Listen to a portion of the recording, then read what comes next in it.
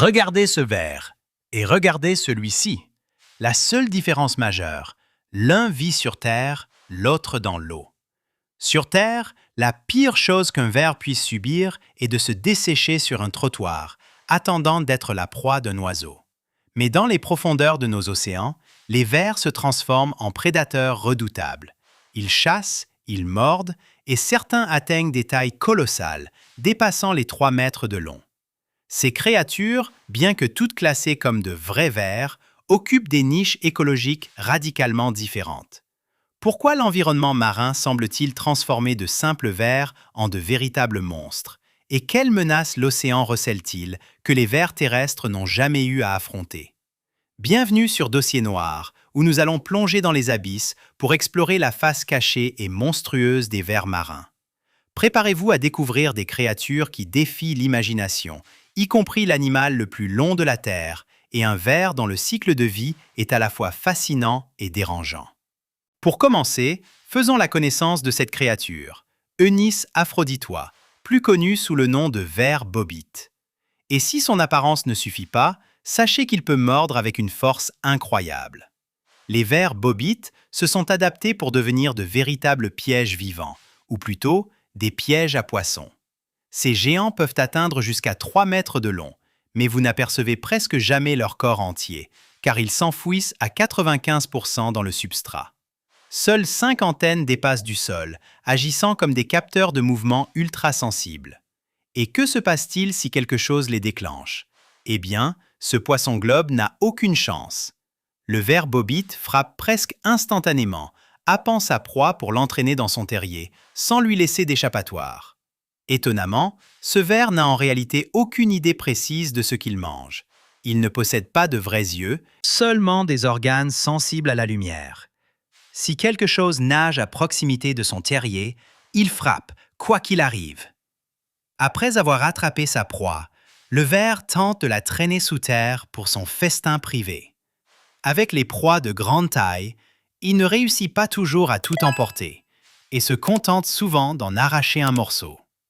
Cependant, dans un cas surprenant, ce ver a réussi à engloutir un poisson-globe entier, même si ce dernier était plutôt corpulent. Vous vous demandez sûrement, les poissons-globes ne sont-ils pas incroyablement toxiques? Le ver ne devrait-il pas mourir? C'est en effet un danger réel, et cela peut devenir un problème sérieux lorsque l'on mord à l'aveuglette. Il est possible que le poisson-globe n'ait pas le temps de libérer suffisamment de toxines avant d'être happé, surtout s'il n'a pas pu se gonfler rapidement. De plus, si le ver ne prend qu'un morceau, il ne consomme pas forcément les parties les plus mortelles. Ces vers pourraient arracher un morceau de votre doigt, même s'il est peu probable qu'ils puissent vous l'arracher complètement.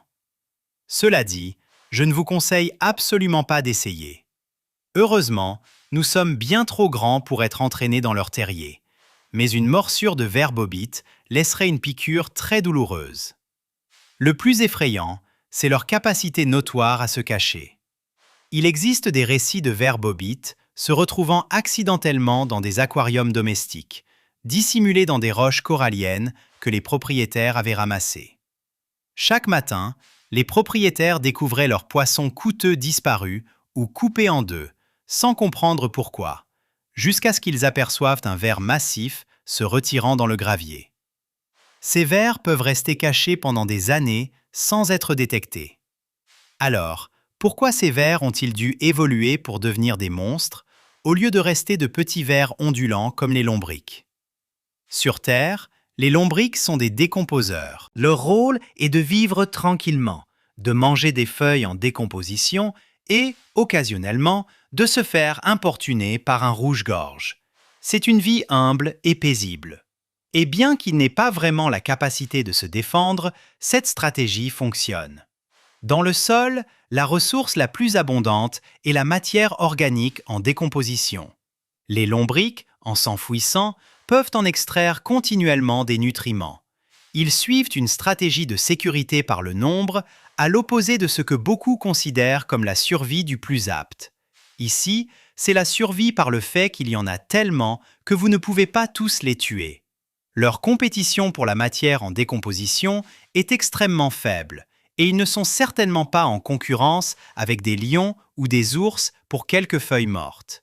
Mais le ver bobite vit dans les récifs coralliens. Et le récif n'est pas un endroit paisible. Il est bondé, compétitif et rempli de créatures dotées d'armures et de pinces. Pour survivre là-bas, vous ne pouvez pas être un simple tube mou. Vous devez être une arme. La matière organique morte y est déjà extrêmement pauvre en nutriments.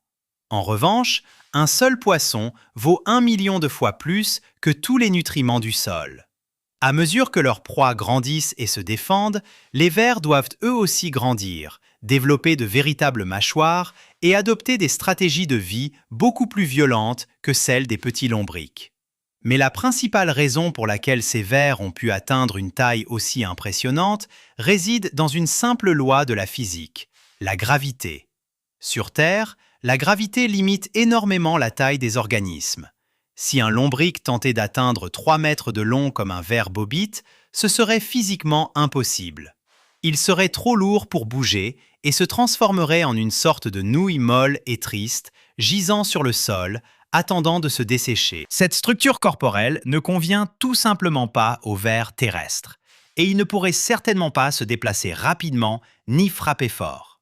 Dans l'eau, cependant, la flottabilité soutient leur corps massif et parfois grotesque, allégeant leur poids. Cela permet aux vers aquatiques de contourner les limites de taille, leur permettant de développer d'énormes muscles, une armure épaisse et de lourdes mâchoires sans s'effondrer sous leur propre poids. Une violence bien plus grande, simplement grâce à l'eau. Mais la force brute et la taille ne sont pas les seules façons dont l'océan transforme les vers en cauchemars. D'autres vers aquatiques ont emprunté une voie évolutive différente. Au lieu de devenir grands, ils sont devenus toxiques. Voici le ver de feu barbu, Hermodis carunculata. À première vue, cette créature semble presque attrayante. Elle est colorée, ne mesure pas 3 mètres de long, et ses côtés sont ornés de touffes blanches et duveteuses qui lui donnent l'apparence d'un cure-pipe nageur. On pourrait même ressentir une envie soudaine de la caresser. Ne caressez pas ce ver. Ses soies blanches sont des milliers d'aiguilles creuses ressemblant à du verre, appelées chettes, et elles sont remplies à ras-bord d'une puissante neurotoxine. Si vous frôlez à peine un ver de feu, ces soies sont conçues pour se briser instantanément dans votre peau, libérant le venin directement dans vos nerfs. Le résultat? Eh bien, il n'est pas appelé le ver chatouilleur pour rien. La douleur est instantanée et décrite comme une sensation de main littéralement en feu. Elle provoque des brûlures, des nausées et des vertiges qui peuvent durer plusieurs jours. C'est une stratégie que l'on ne voit presque jamais chez les vers terrestres. Heureusement, ces vers ne sont généralement pas assez puissants pour causer des complications graves et durables aux animaux de notre taille. De plus, ils n'essaient pas de se cacher comme les vers bobites. Ils présentent ce que l'on appelle l'aposématisme, une coloration d'avertissement.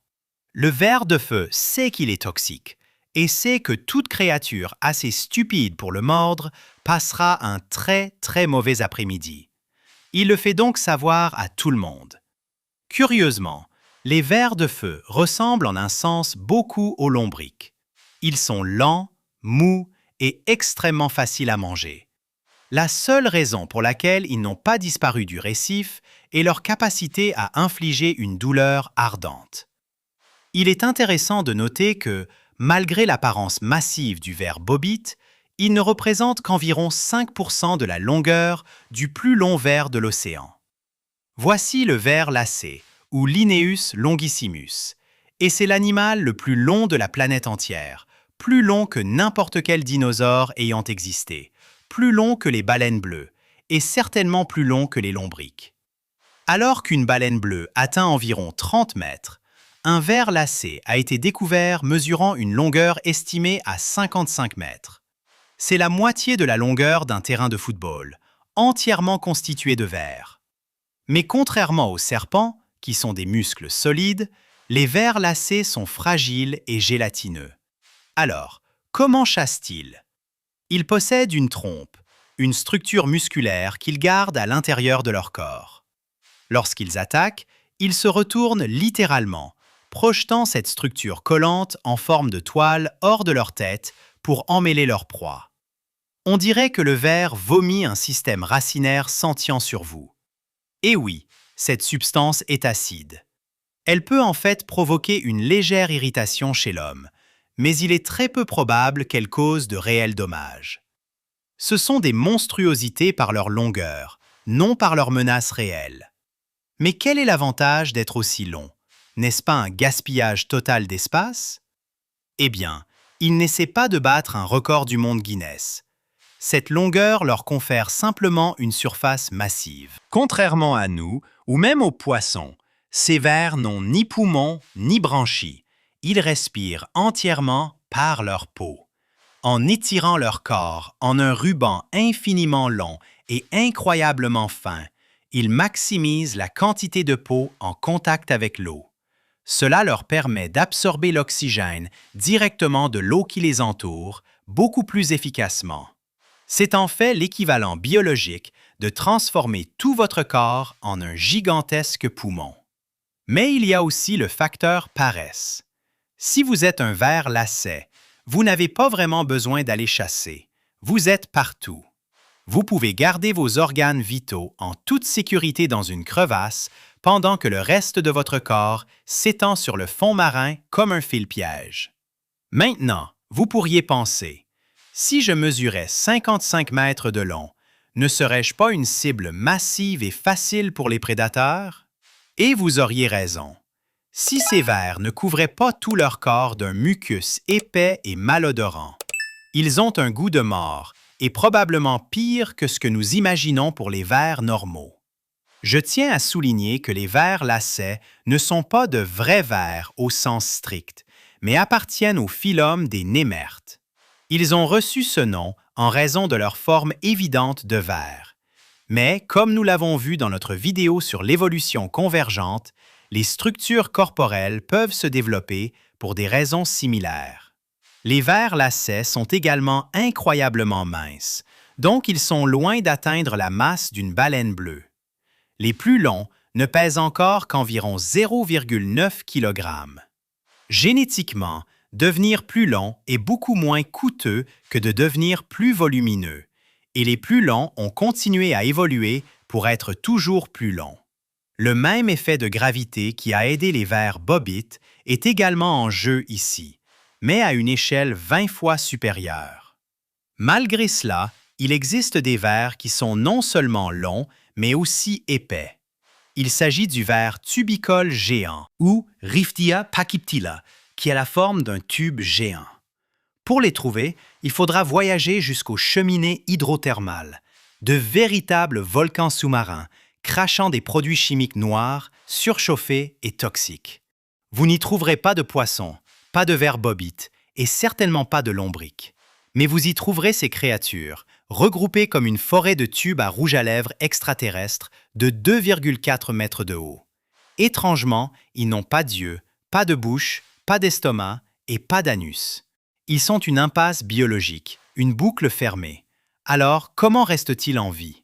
Ils ont complètement externalisé le concept de l'alimentation. À l'intérieur de leur corps se trouve un organe spécialisé appelé trophosome, rempli de milliards de bactéries symbiotiques. Puisqu'il n'y a pas de lumière du soleil ici pour la photosynthèse, ces vers utilisent le sulfure d'hydrogène toxique craché par les cheminées, une substance qui nous tuerait instantanément, nous et tous les autres vers dont nous avons parlé, et le donnent aux bactéries. Les bactéries transforment ensuite ce poison en sucre, qui nourrit le ver. Ils cultivent essentiellement leur propre nourriture à l'intérieur de leur corps, alimentés par des déchets toxiques et la chaleur volcanique. Et parce qu'ils n'ont pas à gaspiller d'énergie à chasser, mâcher ou digérer, ils grandissent rapidement. Ce sont les invertébrés marins à la croissance la plus rapide connue de la science, atteignant près de 0,9 mètres en une seule année. De ce fait, ils sont effectivement complètement inoffensifs. Même si vous pouviez en attraper un, ils ne pourraient rien vous faire. Ils ne savent même pas qu'ils existent. Ils n'ont pas de cerveau comme la plupart des vers normaux. Mais il est intéressant de noter que ce sont toujours de vrais annélides, de vrais vers, tout comme les vers bobites, les vers de feu et les lombriques. L'océan leur a simplement retiré la capacité d'être plus fonctionnels que la plupart des plantes. Même les dionnées attrape-mouches sont plus conscientes que cela. C'est presque tragique, d'une manière étrangement poétique, car l'océan a réduit ces créatures à la version minimale absolue de l'animal, les laissant comme des cadres vides maintenus en vie par quelque chose d'entièrement autre. Chaque fonction que l'on s'attendrait à trouver chez un ver, ou honnêtement chez n'importe quel animal, a été supprimée.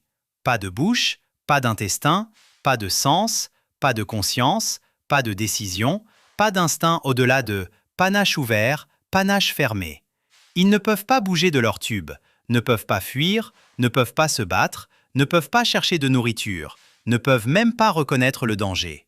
Ce sont fondamentalement des échafaudages vivants pour des bactéries. Un complexe d'appartements à coquilles molles construit pour que les microbes puissent récolter le poison volcanique en paix, utilisant leur corps comme des vaisseaux. Mais bon, ils s'en fichent, ce sont des vers. Il est intéressant de noter qu'il existe des vers qui ont évolué pour occuper une niche écologique similaire à celle des lombrics, se nourrissant de matière en décomposition. Mais dans l'océan, c'est juste un peu plus macabre. Si vous avez vu notre vidéo sur les chutes de baleines, vous savez que lorsqu'une baleine meurt et coule, des milliers d'animaux commencent à affluer. Mais ces vers ne mangent pas la chair. Cela, c'est pour les charognards normaux. Ce n'est qu'une fois le squelette exposé que les vers zombies, appelés osédax, apparaissent. Comme le ver tubicole, l'osédax n'a ni bouche ni estomac. Au lieu de cela, il développe d'énormes structures racinaires vertes qui s'enfouissent profondément dans l'os solide de la baleine. Ces racines sécrètent de l'acide pour dissoudre le calcium dur, permettant à des bactéries symbiotiques de digérer les graisses et les huiles piégées à l'intérieur du squelette, dissolvant littéralement le squelette d'une baleine morte et le buvant par leurs pieds. Curieusement, leur cycle de vie reproductif entier a été modifié et rendu presque écœurant par ce mode de vie. Si vous observez une colonie de vers zombies, vous ne verrez que les femelles. Pendant très longtemps, les scientifiques n'ont pu trouver les mâles nulle part. Ils ont cherché partout jusqu'à ce qu'ils regardent à l'intérieur des femelles. Il s'avère que l'Osédax mâle ne grandit jamais. Il reste un nain microscopique, sous forme larvaire, et son seul but dans la vie est de vivre à l'intérieur du tube d'une femelle. Parfois, 50 à 100 d'entre eux à la fois, attendant simplement. Ils ne mangent pas, ils ne partent pas, ils existent juste pour fertiliser les œufs et ensuite mourir. C'est honnêtement l'un des modes de vie les plus bizarres de la planète entière. Et cela rend la violence du ver bobite presque normale en comparaison. Heureusement, ce ne sont que des vers, donc nous n'avons pas vraiment à nous en soucier. Et ils ne mesurent que quelques centimètres de haut, y compris leur structure racinaire à l'intérieur des os. Vous vous demandez probablement comment ces vers arrivent là, car s'enraciner dans les os ne semble pas être un bon moyen de trouver la prochaine baleine à dévorer. Étrangement, leurs larves dérivent constamment dans les courants océaniques, attendant de trouver une baleine sur laquelle commencer soudainement à grandir. 99,999% d'entre elles dériveront, ne trouveront rien, manqueront d'énergie et mourront. Et pour celles qui trouvent quelque chose, c'est l'obscurité éternelle dans le vide du fond de l'océan jusqu'à ce qu'elles atterrissent. Ce type de dérive ne serait tout simplement pas possible sans les courants océaniques. Et ce n'est pas quelque chose qu'un ver terrestre serait capable de faire. On ne peut pas vraiment attraper les courants de vent avec des larves de vers de cette manière. Heureusement, nous vivons sur Terre. Nous n'avons donc pas à faire face à ces vers terrifiants des eaux. Et si les lombrics peuvent être un peu dégoûtants, ils sont certainement bien meilleurs que tout ce qui se passe là-bas.